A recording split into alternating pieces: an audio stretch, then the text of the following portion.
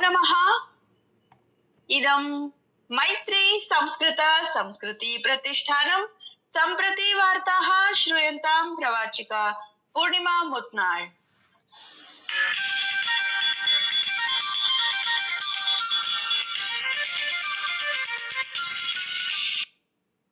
विभिन्नानां राजनैतिकदलानां प्रमुखाः नेतारः अस्सां, केरलं, पुदुचेरी राज्याणां मतदातॄन् आक्रष्टुम् अन्तिमं प्रयासं कुर्वन्तः सन्ति, यतः द्वयोः राज्ययोः तथा केन्द्रशासितप्रदेशे च विधानसभा निर्वाचनस्य प्रचारः अद्य समाप्तः भविष्यति।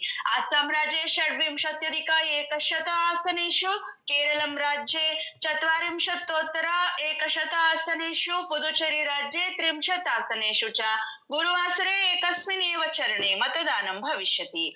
भाजपेति दलस्य वरिष्ठः नेता तथा प्रधानमन्त्री नरेन्द्र मोदी च ह्यः आत्मविश्वासं प्रकटितवान् यत् भारतीय जनता पार्टीति दलम् अस्सां राज्ये निरन्तरं तृतीयवारं सर्वकारस्य निर्माणं करिष्यति। अस्सां राज्यस्य बारपेटा नगरे निर्वाचन समारोहं सम्बोधयन् श्री मोदी अवदत् यत् देशस्य विकासाय आत्मनिर्भरकरणाय च दलस्य संकल्पः अस्ति। सः अवदत् यत् विगत 10 वर्षाणि अस्सां राज्ये शान्त्या समृद्ध्या च चिह्नितानि सन्ति। तेनोदीरितं यत् अनेन दशकेन असुविधया असुरक्षया समाहवानैः च सह राज्यं दूरं कर्तुं साहाय्यं कृतम्। सः अवदत् यत् आगामिषु वर्षेषु अस्सां राज्यस्य समृद्धिः स्वावलम्बनार्थं तस्य यात्राः शक्तयः च इतोपि विस्तरिताः भविष्यन्ति। राहुल गांधी पुदुचेरी राज्यस्य लास्पेट नगरे सार्वजनिक सभां सम्बोधितवान्। पुदुचेरी राज्यं पूर्णराज्यस्य अधिकारं प्रदातुं कांग्रेस दलस्य प्रतिबद्धतां राहुलेन पुनः दृढीकृतम्। केरल राज्ये प्रचारस्य अन्तिमदिने राज्यस्य सर्वेषु 40,100 आसनानां विविध राजनैतिकदलानां वरिष्ठनेतृभिः सह उपवेशनं पथप्रदर्शनं च करिष्यति। भाजपेति दलस्य वरिष्ठः नेता तथा केन्द्रीय गृहमन्त्री अमित शाहः हरिपद नगरे पथप्रदर्शने भागम् अगृह्णात्। एतदतिरिच्य तमिलनाडु राज्य विधानसभा निर्वाचनार्थं पश्चिमबंग प्रदेशे प्रथमचरणीय निर्वाचनार्थं च ह्यः सायंकाले नामाङ्कन प्रक्रिया समाप्तम्। अद्य नामाङ्कनपत्राणां परीक्षणं भविष्यति। प्रत्याशिनः अस्य मासस्य 9 दिनाङ्कात् प्राक् नामाङ्कनं प्रत्यावर्तितुं शक्नुवन्ति। तमिलनाडु राज्ये 34,200 आसनेषु, पश्चिम बंगाल राज्ये 52,100 आसनेषु च अस्मिन् मासे 23 दिनाङ्के मतदानं भविष्यति। अस्मिन् मासे 29 दिनाङ्के पश्चिम बंगाल राज्ये द्वितीयचरणस्य मतदाने 2,40,100 आसनानि समाविष्टानि सन्ति।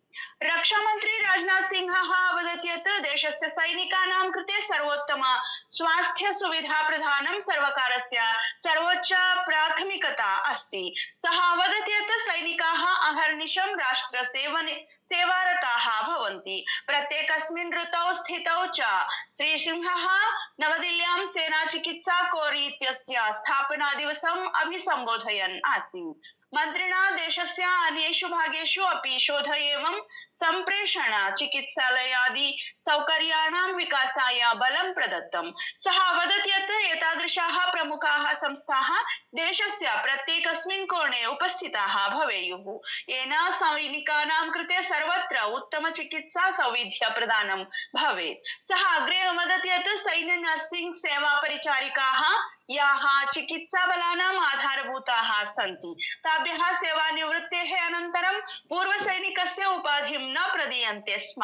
मन्त्रिणा उक्तं यत् सर्वकारेण ताभ्यः भूतपूर्वसैनिकस्य उपाधिं प्रदातुं निर्णयः स्वीकृतः। भारतीय जनता पार्टीति दलं स्वस्य 47तमं संस्थापनादिवसम् आचरति। अस्मिन् अवसरे प्रधानमन्त्रिणा नरेन्द्र मोदिना, अमित शाहेन, दलस्य अध्यक्षेण नितिन नवीनेन च सह अन्यैः वरिष्ठैः दलनेतृभिः भाजपा कार्यकर्तृभ्यः शुभाशयाः प्रेषितवन्तः। ईरान देशेन सञ्चेतितं यत् यदि देशस्य नागरिकाः पुनः आक्रम्यन्ते तर्हि अधिक विनाशकारी प्रतिकारः भविष्यति। अमेरिकादेशस्य राष्ट्रपतिना डोनाल्ड ट्रम्पेन सञ्चेतितं यत् यदि ईरान् देशः होर्मुज़् जलसन्धिं पुनः उद्घाटयितुं तस्य समयसीमायाः पालनं न करिष्यति तर्हि तस्य सेतवः ऊर्जाकेन्द्राणि च नष्टानि भविष्यन्ति इति अस्याः सञ्चेतनायाः अनन्तरम् एषा पूर्वसूचना प्रदत्ता इति वार्ताः। धन्यवादाः।